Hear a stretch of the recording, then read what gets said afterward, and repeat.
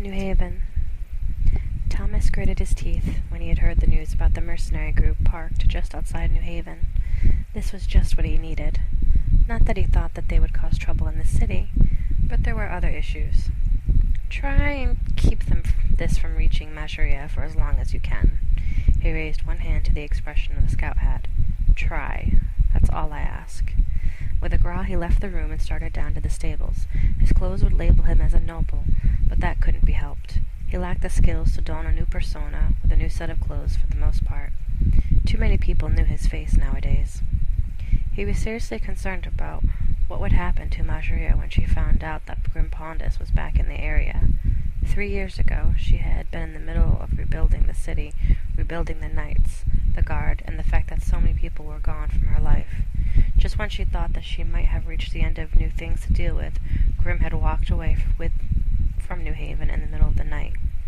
She had hidden it well, but he was one of the few people who had worked closely enough with her to see the pain that she had been trying to hide. She had carried on, but at the same time it had shaken her confidence. For a time after that, Majoria had lacked the support she had truly needed from some of the missions that he had sent her on.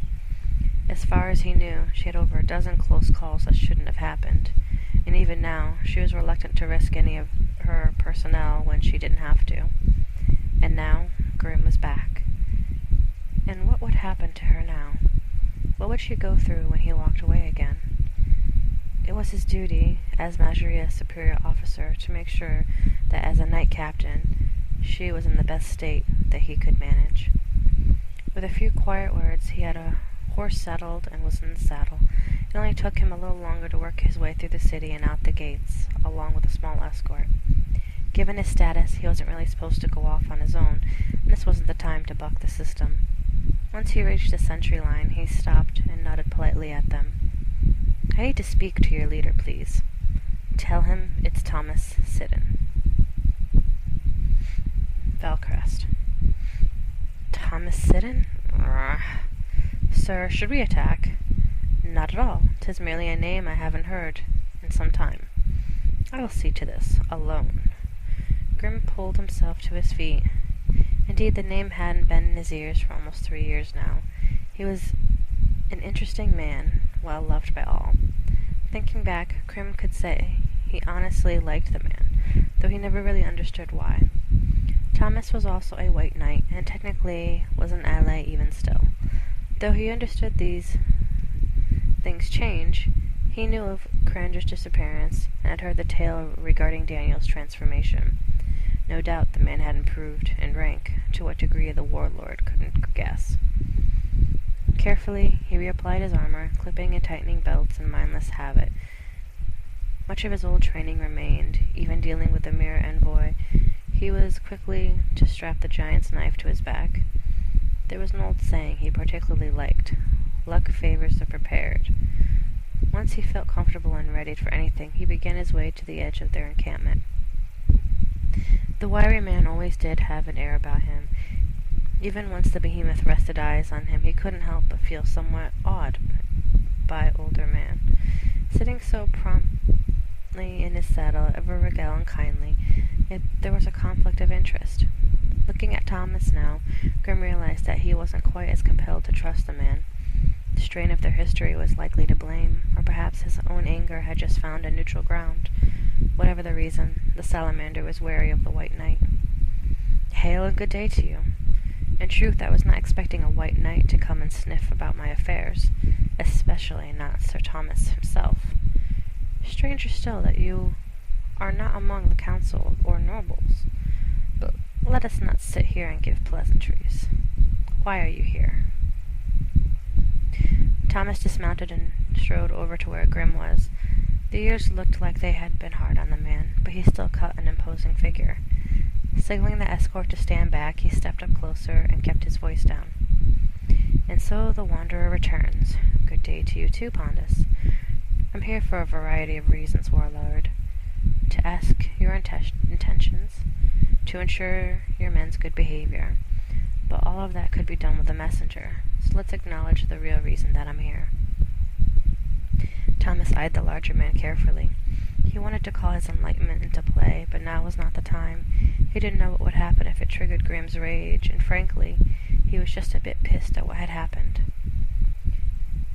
And know that I'm asking this not just as a knight captain, but as her friend. What are you planning to do about Masheria? The desert. The sounds of thunder could be heard in the distance where the sun was beginning to set. Most of the weather in Valcrest could usually occur in the far northern regions of Valcrest, especially as the days would grow colder. Evan hoped that the rain would eventually reach the desert, but it rarely happened, and even when it did, it would only last a couple of minutes before disappearing. Then it was always back to the same old dry heat that Evan just couldn't learn to love. When he reached the gates of Brightvale, he was greeted by an increased security and odd looks. Something must have happened in the time he was away, and that was probably why there was heightened security, but he didn't quite understand the looks. Some were of fear, and some were of disgust, and others yet were of an almost creepy admiration. He couldn't figure out what all these looks were about. There was no way that anyone could have heard of the assassination yet, because Evan didn't stop once on his way back to the desert. He just continued walking into the ruined city where he got the same types of looks as before. He just brushed it off and continued walking into the once forbidden grounds where Evan had very disrespectfully placed his tent. When Andrani very disrespectfully removed the place that he had set himself up, he acted as if nothing had happened and slept out in the cold in the exact same spot where his tent once was. Eventually he got his tent back and has no problems. He wasn't sure if Andrani was still mad about it, but she seemed like a tight ass. Evan didn't like how there were people living in the place of worship of the god fire. The gods created these cities so they could live with their human counterparts. It didn't make any sense to him why they wouldn't let just anyone live in the temple. Off in the distance, he could hear people talking. He couldn't make anything out, but it seemed to be a big deal because soon enough, it seemed like everyone was talking about the same thing. He still didn't know what they were saying, but by the way they were moving and their expressions, he could just tell it was the same topic. Soon enough, there seemed to be a huge gathering. Only a few people hadn't left their tents to see the commotion. Evan wanted to be one of those people, but he couldn't resist the temptation. It seemed like the mob was focused on the most formidable temple. Forgetting about the rules, like usual, he just walked straight into the temple. He wasn't afraid if someone tried to stop him or anything.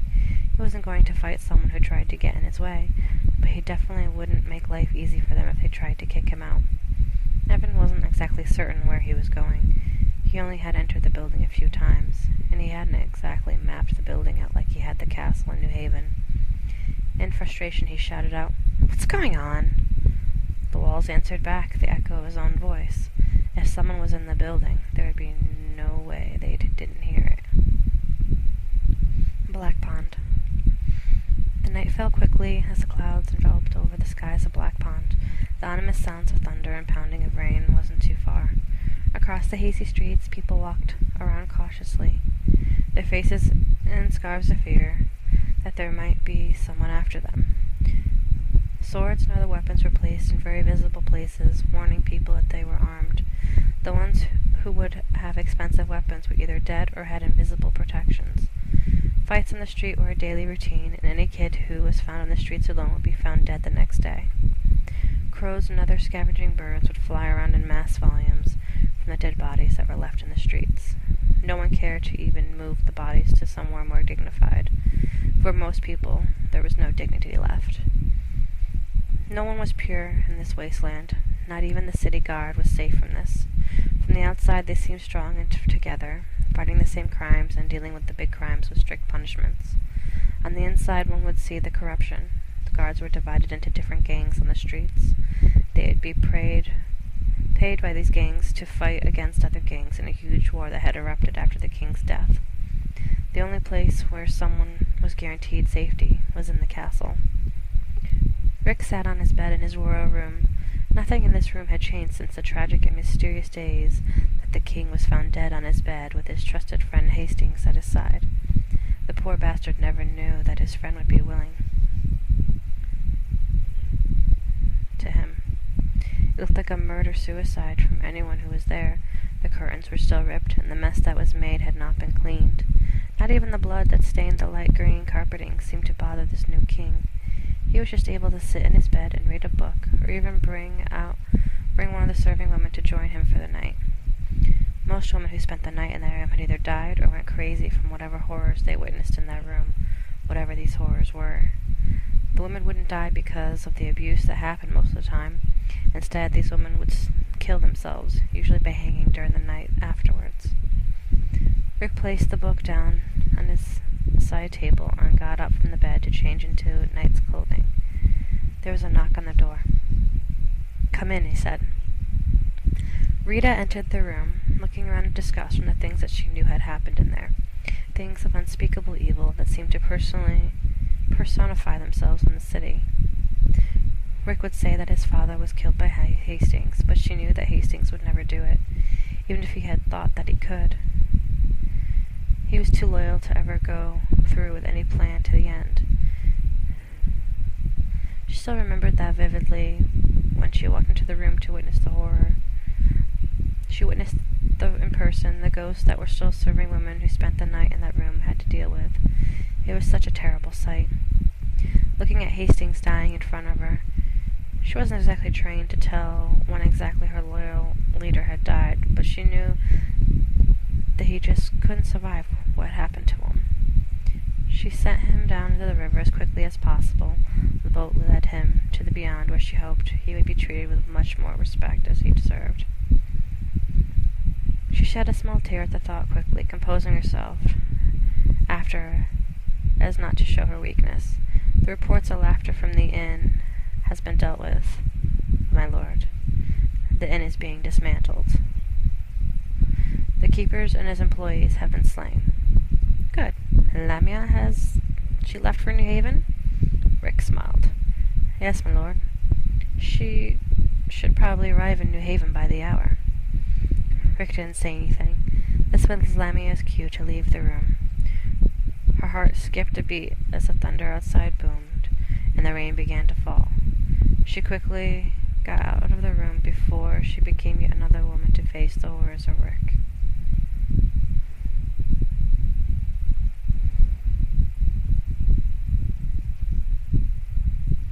New Haven. A still night was not one of the New Haven that New Haven was going to get.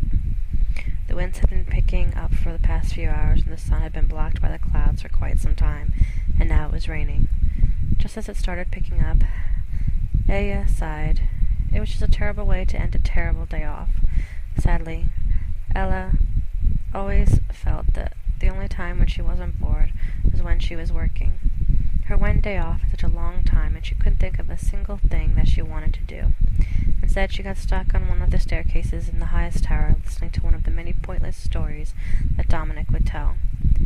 "Did I ever tell you about the story of my first day of training?" Ella interrupted.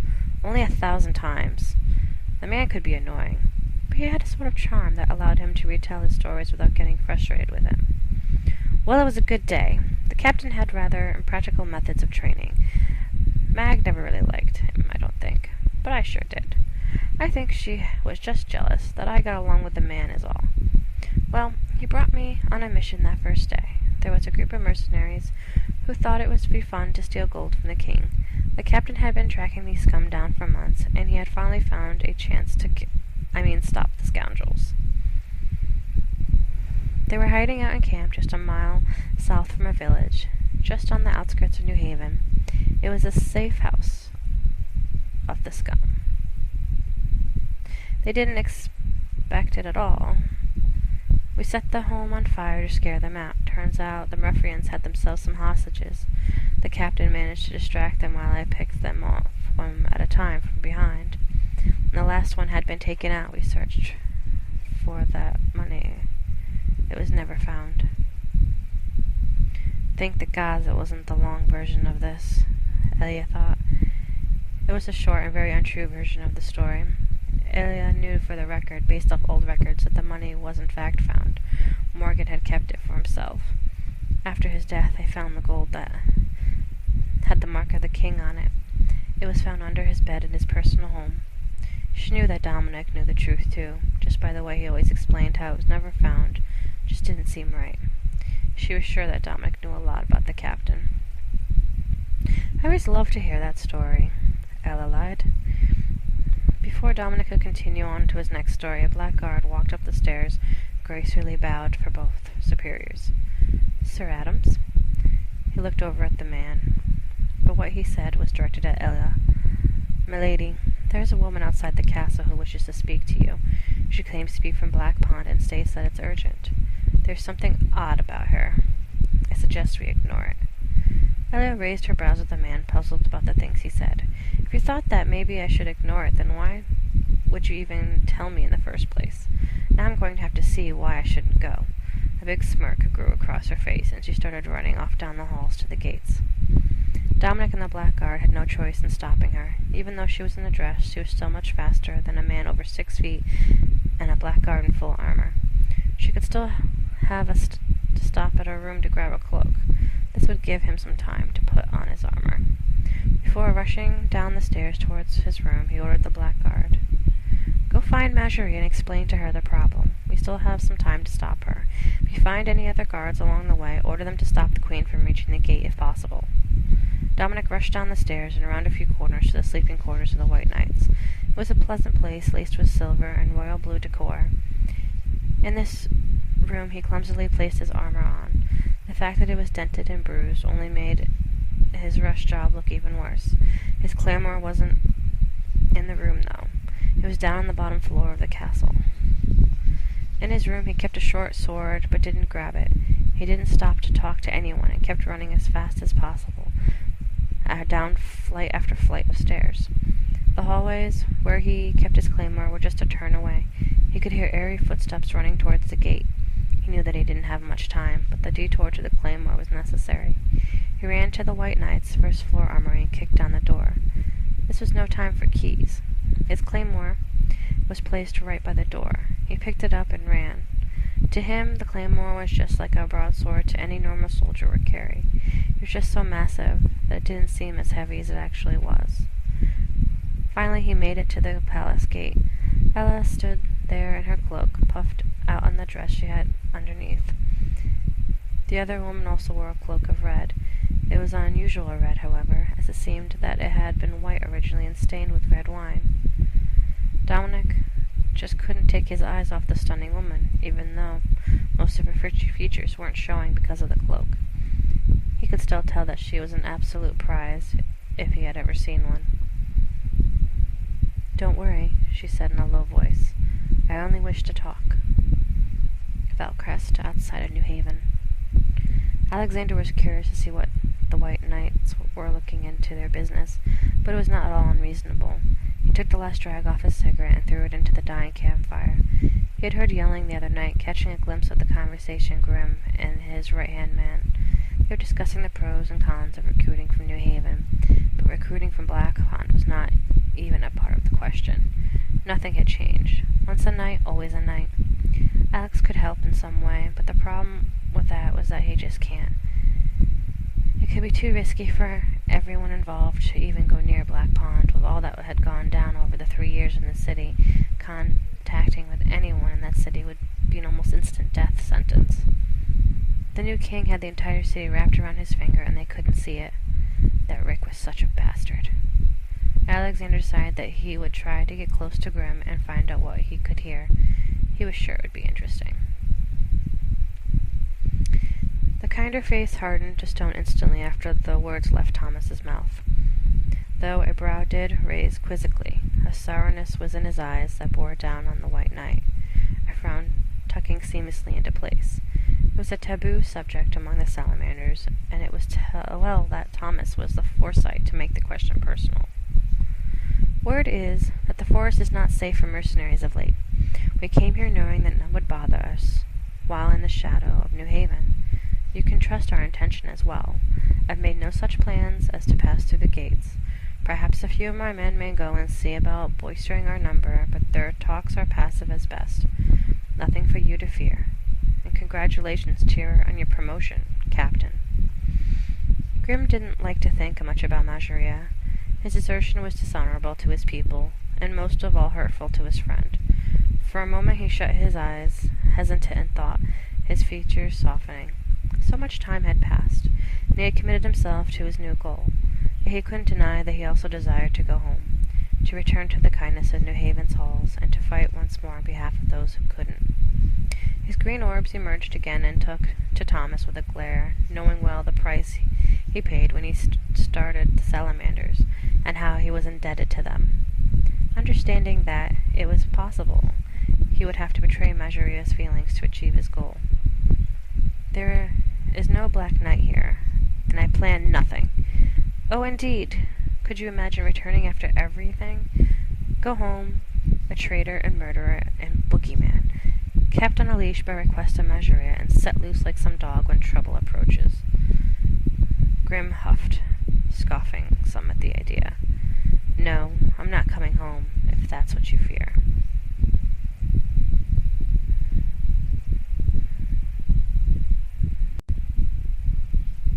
A hard smile crossed Thomas's face.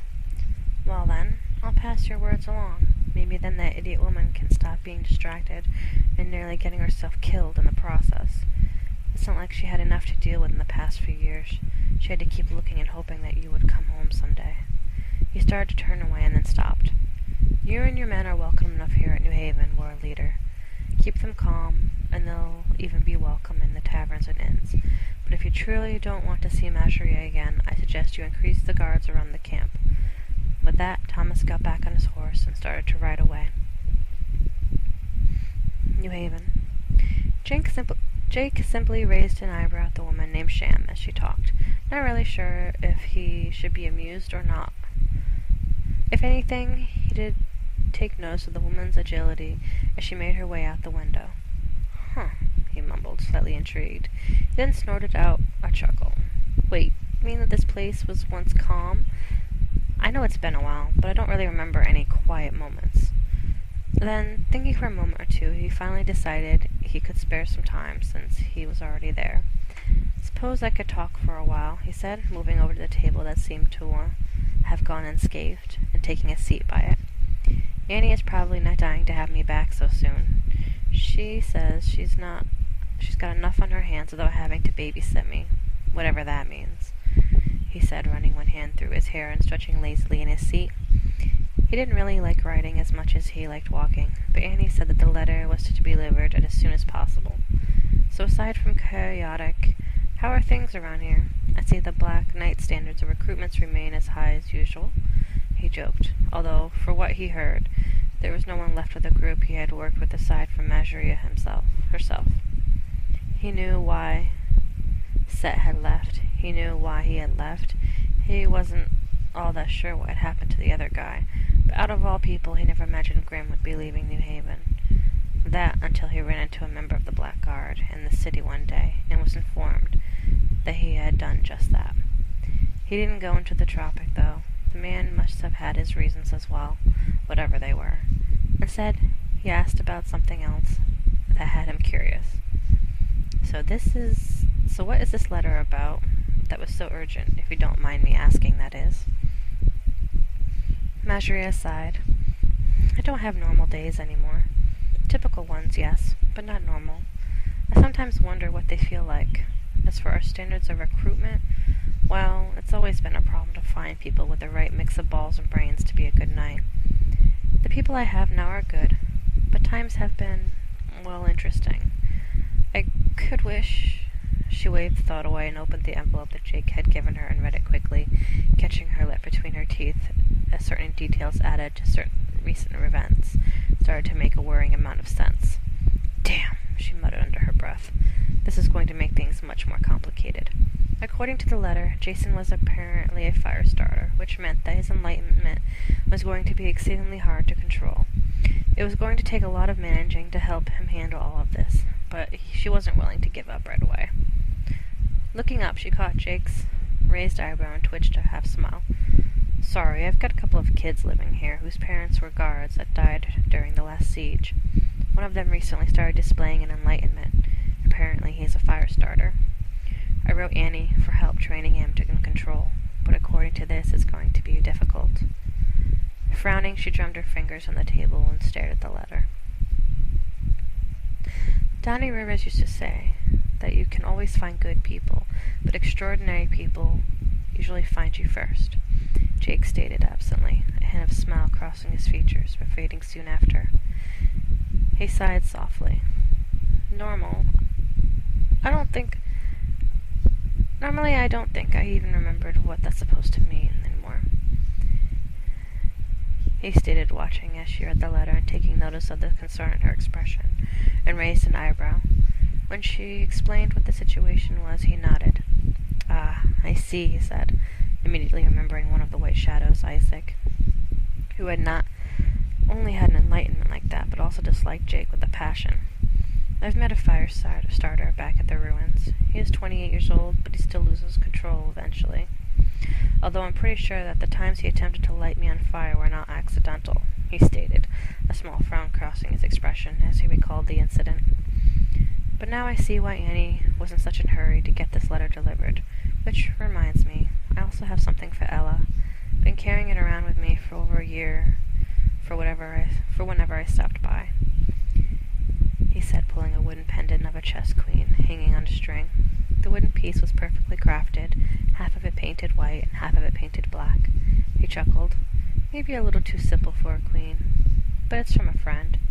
I think she'll appreciate the sentiment," he stated, letting it rest on the table carefully. "Will you make sure she gets it?" he asked, discreetly reaching for the golden chain around his neck and fiddling with it. Marjorie picked up the pendant and tucked it away carefully. "Of course. I think she'll be glad to get it." She raised one eyebrow, grinning. "It took you over a year of wandering Velcrest to make your way here. Should I draw you a map for next time?" A cough from the door drew her attention. There was a black guard standing there with a sheaf of papers. "Sorry, Captain, but there's something you need to know about." Marjorie sighed. "Typical day. Excuse me a moment." She got up and walked over, accepting the papers he held out. He looked around, grinning. "Sham, try again?" Marjorie snorted. "Of course. Who else would cause that much damage in that sort of time? Go ahead and pass the word, then get someone in here to get things cleaned up." There was apparently a pool going as to when Sham was finally going to succeed in her attempts. Marjorie rapidly examined the papers, finding them to be a report in action between a knight and a couple of thieves. Reading the details, she sighed, rubbing her forehead. "Of course you did. I'll take care of it in a little bit. Thanks for this." A tiny girl wandered in past him as they were walking, climbing up next to Jake on the bench. She clutched a battered white teddy bear under one arm and regarded Jake with an open and curious expression. "My name's Lily. What's yours?" Jake chuckled slightly. "Well, it has been a busy couple of years," he said, smiling innocently. "I can still find my way around just fine, though. Better than most, even," he stated, holding back a grin. As a cough came from the direction of the door, Jake turned to take a look at the guard standing there. He didn't know the man, so he simply let his mind wander off, while he and Marjorie conversed, still fiddling with the golden chain absently. With the corner of his eyes, he noticed a little girl that had made her way into the room and onto the bench next to him, probably one of the kids Marjorie had mentioned. He turned his head and looked down at her as she asked his name, looking at him with curious eyes. "Hi, Lily. I'm Jake," he told her, tilting his head to one side and asking, "Do you always wander around the castle on your own like this?" Lily shook her head, chewing on one finger. "Puppy follows me most of the time. Maja says it's 'cause no one else can keep whip with me, and that when Puppy says I'm not supposed to go somewhere, I should listen. Mostly we just stay in this big room, but I get bored. And Puppy didn't make me go back, so I came here." She looked around.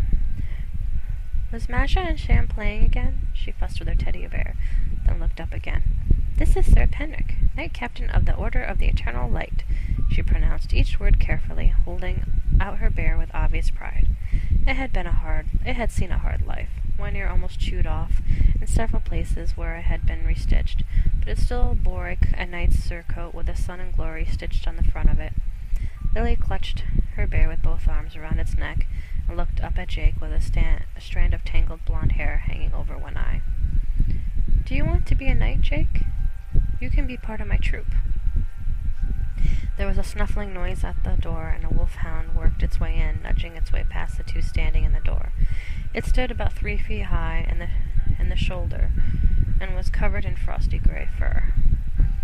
Looking about with surprisingly intelligent eyes, it spotted Lily and crossed over to her, sitting down and putting its muzzle on the bench with a sigh. Lily patted its head and grinned. "This is Puppy." Jake listened to the little girl as she talked, with a slightly amused expression on his face, letting out a chuckle when she asked if Marjorie and Sham had been playing again. He figured the usual scene he stumbled upon wasn't really that unusual after all. He then gave the bear a curious look while Lily introduced him. It looked as beaten as any child's favorite toy. "Well, nice meeting you, Sir Knight," he said, giving a little bow. "So you have your own troop, huh? I used to be a knight, but not anymore. I'm a mercenary now. You know what a mercenary is?" he asked her, glancing around the room in time to see an enormous wolfhound enter the room after the girl. "Puppy?" he mumbled, staring at the hound. Finally he shook his head and sighed, amused. "Of course he is." Lily looked confused. "How come you're not a knight? Did you get in trouble? I thought that if you were a knight, you were always a knight." Marjorie finally finished talking with the guard and looked over. It appeared that Lily was in the process of wrapping another person around her tiny finger. With a small grin, she went over to rescue Jake. "Matthew, would you take Lily back to play with the room, please?" She leaned over. "Say bye to Jake, Lily." Lily grinned and stood up on the bench to wrap both arms around Jake's neck. "Bye, Jake, I love you!" She hopped down off the bench and followed the guard out of the room, Puppy ambling after her. Marjorie smiled and sat back down. "Sorry about that. Lily thinks that everyone in the world is her friend." She fiddled with a bit of silverware. "But listen, you've been wandering around for the past few years. What have you heard? Any strange rumors? I just get the feeling—" She sighed and looked troubled. "I just get the feeling that something is on the horizon heading towards us." A brief, self-deprecating smile crossed her face. "Maybe I've just been expecting trouble for too long." Jake scratched his head and chuckled at Lily's way of seeing things. "Yes, I did get in trouble a little bit," he stated simply. He wasn't about to tell a kid that age that nothing really lasts forever, that people change or just randomly leave without a warning. She had some good years left before seeing it for herself, or so he hoped. When Marjorie came back and told Lily to say goodbye, Jake was a little surprised when the little girl stood on the bench and wrapped her arms around his neck, before hopping off and following the guard out of the room. Jake simply shook his head, responding with a bye of his own. As Marjorie sat down, Jake turned his attention back to the woman with a small chuckle.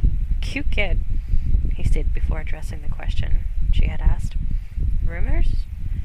There's this rumor that Evan had been wandering the streets of Black Pond drunk out of his mind." He smirked. "But I started those. So, rumors per se? No. Things are strange in Black Pond, though. And that to say the least. About a year ago, while I was still in the desert, I was hired by an army officer who was planning on deserting. He wanted me to take his wife and his kids safely out of the city and to the healers. The woman was pregnant. I did what he hired me to do, but then I got a little concerned for him and went back to find him." Jake heaved a small sigh and continued. "The man had vanished the next day. When I asked people who I knew were his friends about his whereabouts, they simply gave me panicked looks and said they didn't know who I was talking about." Jake ran a hand wearily through his hair. I went back and told his pregnant wife that her husband had vanished into thin air. After that I moved to the plains, to stay closer to the city. I spent long periods of time there. The city is in the worst shape it has ever been in its history. I couldn't get any concrete information, though, on anything, he stated, and then he shrugged a little bit. "I know that technically they've backed off New Haven, but I don't know. That place seems to me like it's about to explode at any moment. Black Pond is worrisome, but we're as prepared as we can be, I hope anyways. They hit us pretty hard last time, but maybe we can be ready this time. I'll have to take measures." She shook her head. "And then you went and stayed close to the city in order to find out what was going on." Marjorie smiled to herself. "Balls and brains. You had them when I offered you the black years ago, and you still have them now." She propped her chin on one hand and half smiled. I'm glad you came by, Jake. Not just for the letter and the information, but it's good to know that you're doing okay. She tilted her head to the side. I'd hope you don't take this the wrong way, but I could wish that you were still around more. And now I've made you horribly uncomfortable, haven't I? Jake nodded at the captain's words, cursing himself mentally for not doing what he had planned all along and staying unnoticed. It wasn't unpleasant to be here. On the contrary, he was glad he had stopped and taken the time to talk to Marjorie, especially since he hadn't stopped for anyone in a long time. However, Jake himself had changed over the last 4 years. He had betrayed every oath he had taken. He had also been betrayed by Adani in such a way that despite comprehending, he was still unable to forgive entirely. He had distanced himself from most of his loved ones, so he couldn't work where they weren't involved. Still, with the pack splitting up, the White Shadows almost wiped out, Black Pond in a mess, New Haven seemed to be the one familiar place left. And although Jake couldn't actually admit it, he needed something familiar. He opened a half smile and responded. Uncomfortable? Not really. If that was the case, being referred to as a boy toy would have certainly done it, he asked, glancing towards the window. I had no amusement in his eyes. Say, how many knights do you have under your command currently? He asked in a casual, maybe a little too uninterested tone. I suppose since I'm not currently on a job or anything, sticking around New Haven for a little while wouldn't hurt. If that's all right, that is. Jake was still suppressing the urge to ask about Grimm, but the man's words, spoken to him so long ago, resurfaced in his mind unexpectedly. Why don't you come home, Jake? Funny how things turned out. Funny indeed. Majoria shrugged. Well, currently I've got 3 knights, which means that there's room for one more. Even better if it's one that I've known in the past and can trust. She held out one hand. I hope. Whatever she was going to say was interrupted by a breathless guard slamming into the doorway. There's a strange woman at the gate. She wants to talk. Lady Elia's gone to the gate.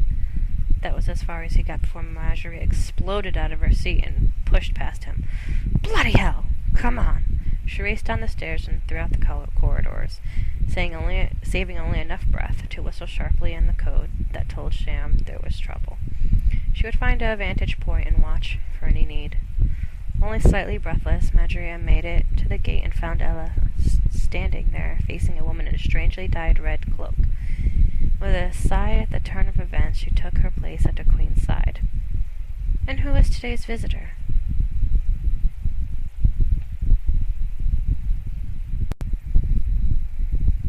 New Haven. Michael allowed the legs of his chair to hit the ground. He pulled a gold coin from his pouch and began rolling it down the knuckles of his left hand. Regarding Sham with a quirked eyebrow, he said in a very even tone, Ah, visitor. And to what do I owe this gift of your presence, my lady? Michael was almost always formal with everyone. It tended to cause people to keep their distance, or ignore him altogether, but Sham did not seem to fear his odd manners or his sometimes cold manner. After she announced the reason behind her visit, Michael laughed evilly, shaking his head as he said, Why, my lady, I am shocked you would say such things. I hold no such cards about my person at present. Where would I hide them if I did? You've been talking to the knights of the watch again, haven't you? Still rolling the coin across his knuckles, he wagged a finger side to side on his free hand, as he said, How many times have I told you? Those men in their metallic garb are worse than old tavern maids when it comes to gossip. He then stood from his chair, placing the coin back into his pouch with a menacing smile on his face. Though, my lady, should I see such a menacing knave about the city walls, I shall make sure he is dealt with promptly. Michael then threw back his head, laughing, even more evil dripping down from his mouth. Upon seeing Sham leave and hearing the whistle, Michael walked with a bit of a quickened pace to the front gate. He dropped his armor and walked to the gate, carrying the 2 swords on his back. After leaving the place he was resting, he happened to look down and noticed the wound on his shoulder and his stomach. With a small frown, he continued walking, smiling to himself as he thought, Too late to turn back now. Let's see if there's something at the front gate worthy of my talents. Unlike the others who were sure to run, Michael decided it was time to have some fun with his potential adversary, and maybe even the captain of the guard, and so he skipped to the front gate, his sword strapped to his back. He stopped only when he got to where Majoria was standing and stood shoulder to shoulder, silent, but his mind moving as he watched the strangely dressed figure with no small amount of interest.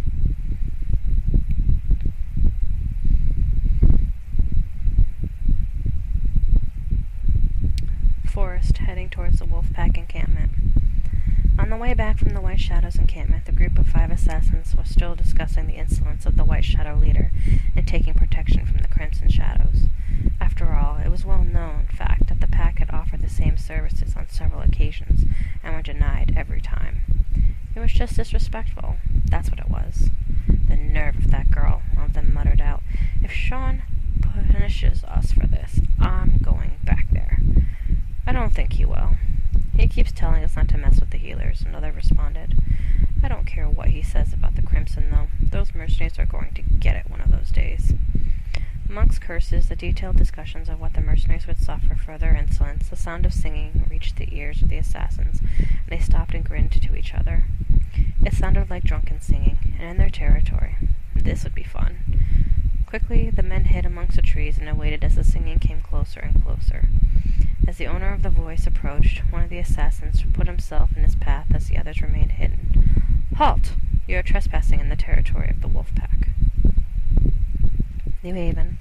Jake raised an eyebrow as Majoria told him there were currently 4 knights, even though, he asked, he had figured that it was 3 years the position would have been filled, although it seemed like the conversation would have to wait since a guard entered the room, almost out of breath, and informed someone was at the gates, and that Ella was headed that way. As Majoria stood up to leave, Jake stood up as well, waiting for her to go ahead. He made himself invisible and followed after her towards the gates. As he walked outside, the rain made it impossible for him to remain invisible, but he dismissed it and carried on, pulling up the hood of his cloak and continuing to walk. At the gates, a woman was standing. To say that she was stunning would be an understatement. She was beyond attractive, but what truly caught Jake's eye was what she was wearing. He had spent more than enough time with the healers to recognize the fabric, and the crimson tone it had been stained with caused chills to run down his spine for some reason. Unlike others who traced their limit where Ella and Majoria stood, Jake walked past the Black Knight captain and past the gates. He even walked past the visitor and stood behind her, in case she pulled a weapon or tried any sort of trick behind her back. There were more than enough people with swords there to take down a single woman, so he stood there, deciding to simply stay out of it unless she did something. Falcrest. The warlord had enough of it for a time. Thomas was on his way to deliver his harsh words and likely quiet the rest of the night for them. Soon the White Knight was out of view, and the Salamander Lord moved back towards his encampment, scowling and brooding to himself as he stamped off, halting only briefly to size up Alexander and leave him in charge with a few words, departing after some of the safety of their group.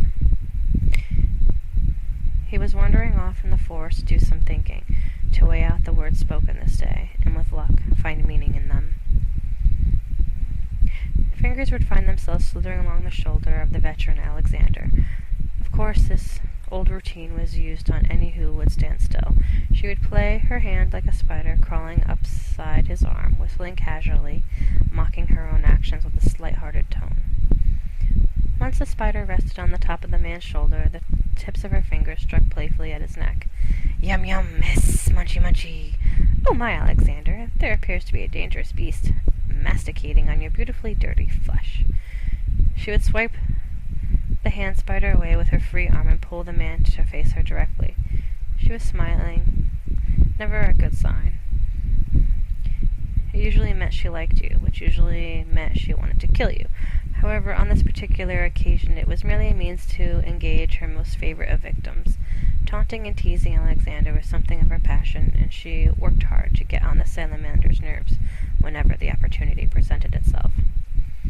You should be careful, or they'll get the other eye, my curious little vagabond.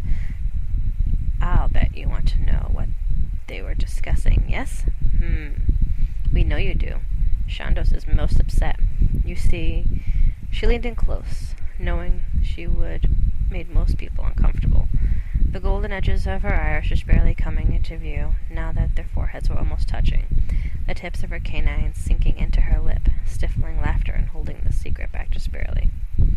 He wanted to invite you to the Cyclops Club.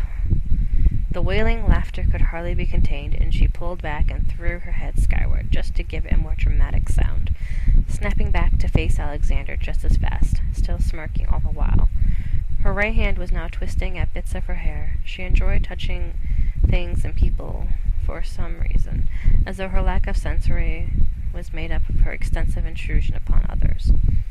So tell me, Alex, oh mighty strategist, will you tell me about this Thomas and this Mageria? Will they taste good? I've been wanting to add some pounds to my belly, and that white knight was sure a handsome dish.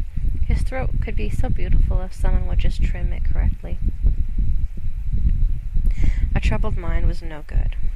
Burrowing through the emotions, blinded by the presence of monstrosities, even the trees looked down upon Grim.